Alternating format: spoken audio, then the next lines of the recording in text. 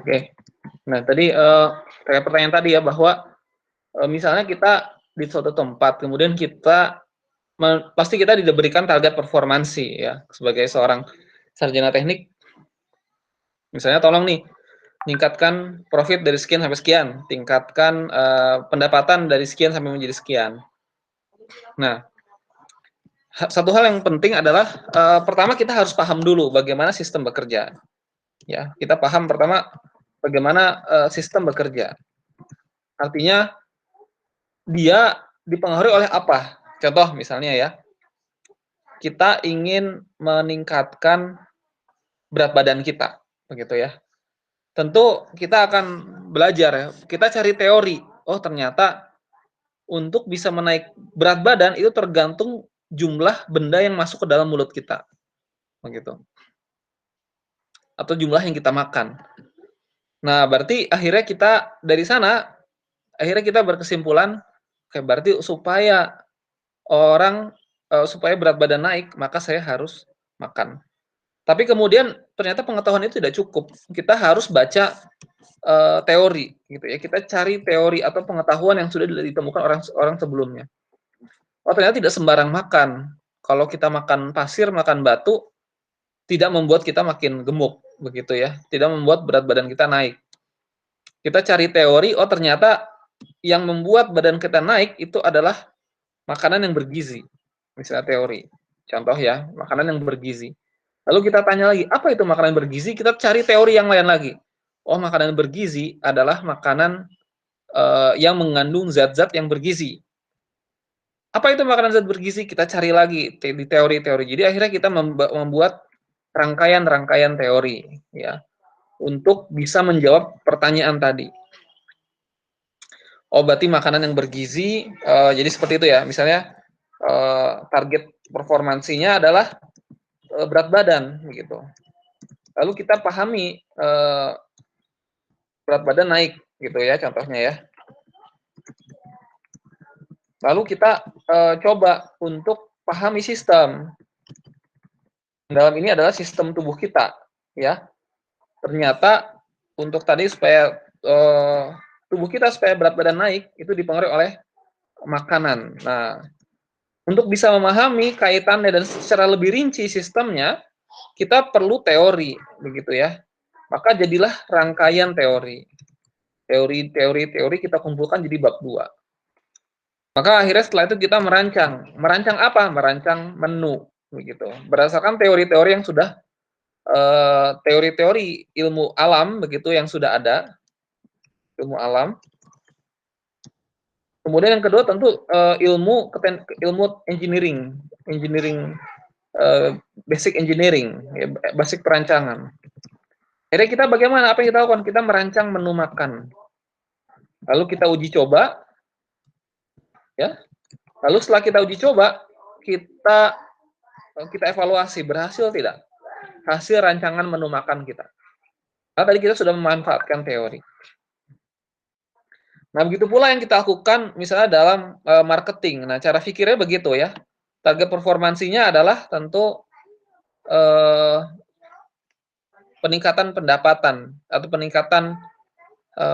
peningkatan pembeli ya, begitu ya. Lalu kita pahami, oh ternyata kalau banyak yang mau membeli, salah satunya adalah sampainya informasi kepada orang lain.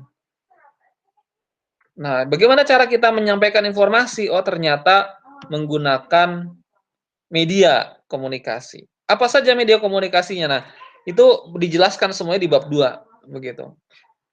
Sampai pada suatu titik bahwa ternyata orang mau membeli kalau rekan dekatnya atau kenalannya yang memberitahu, maka dia lebih percaya dibandingkan yang memberitahu adalah salesperson. Maka pertanyaan berikutnya, bagaimana membuat orang yang membeli itu mau menjelaskan kepada orang lain? Nah, di sini kita cari teori-teorinya. Apa yang membuat terjadinya word of mouth? Misal, contohnya, ada satu teori mungkin menjelaskan bahwa word of mouth terjadi karena MLM. Ya, jelas. Multi level marketing. Kedua, bisa jadi word of mouth terjadi karena uh, sebuah pelayanan yang sangat baik. Ketiga, bisa jadi word of mouth bisa timbul karena apa? Nah, itu teorinya itu semua dikumpulkan. Bahwa apa terkait dengan apa mempengaruhi apa, seperti itu ya. Nah, baru setelah itu Anda rancang, oh setelah memahami teori, memahami kondisi, saya ingin meningkatkan pembeli, saya ingin meningkatkan pendatang, saya ingin meningkatkan customer, maka apa yang harus dilakukan oleh orang, oleh karyawan, oleh perusahaan? Nah, Anda bisa merancang, kalau dalam sudut pandang teknik industri, berarti merancang yang terkait dengan sistem industrinya, sistem terintegrasi. Contoh, kita bisa merancang prosedurnya. Contoh yang kedua, kita bisa merancang formulir kerjanya. Kita bisa merancang sistem kerjanya. Nah, kita terapkan ke ilmu teknik industri kita, apa yang sudah kita pelajari. Oh, teknik industri bisa merancang sistem informasinya. Di mata kuliah APSI Anda belajar. Oh, teknik industri bisa merancang mungkin strategi pemasaran ya. Oke, itu juga Anda sudah mempelajarinya, strategi pemasarannya. Atau Anda merancang job desk-nya, Anda belajar di mata kuliah organisasi dan manajemen perusahaan industri. Dan seterusnya, gitu ya. Alur berpikirnya seperti itu. Jadi, coba digali dulu begitu ya, kira-kira apa yang membuat apa yang membuat performansi itu naik, gitu. Dan pahami sistemnya, artinya keterkaitan antara satu dengan yang lain.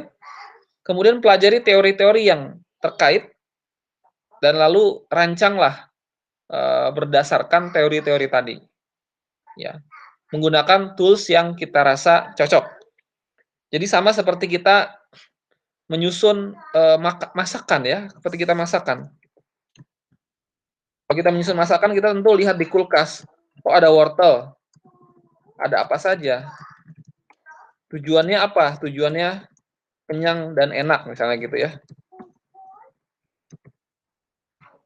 Ada apa saja? Ada wortel, ada kol, ada kemudian buncis. Nah, kemudian Anda pikir, kira-kira dengan adanya wortel, kol, buncis, saya bisa buat apa sehingga kenyang dan enak? Akhirnya Anda simpulkan, oh saya akan buat sayur sop. Nah, tentu Anda tidak akan berpikir, oh saya akan membuat kambing guling, karena sih tidak ada kambingnya. Begitu. Anda akan membuat sayur sop. Sama juga dengan tadi. Oh, saya dengan Anda ada teori A, teori B, teori C. Anda akan simpulkan, oke, saya akan menggunakan metode perancangan prosedur, misalnya begitu.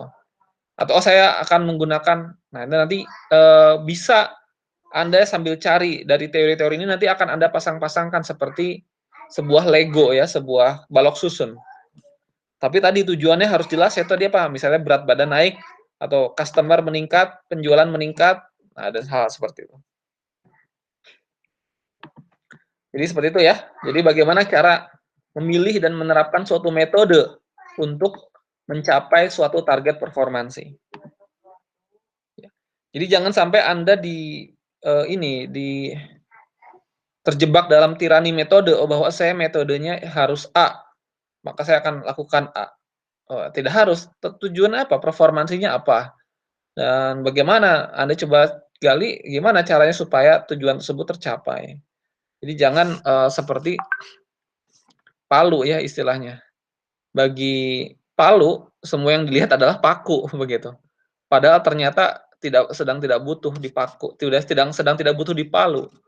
Tapi semuanya dipukul sama dia karena dia adalah palu. Nah, seperti itu. Jadi jangan terjebak dalam metode, tapi fokus ini performansinya, apa target performansinya yang harus diraih, kemudian ditelusuri sampai Anda menemukan, oke, ini metode yang cocok, yang benar-benar membuat performansi ini naik, karena berdasarkan teori-teori yang Anda sudah baca. Oke, seperti itu mungkin ya.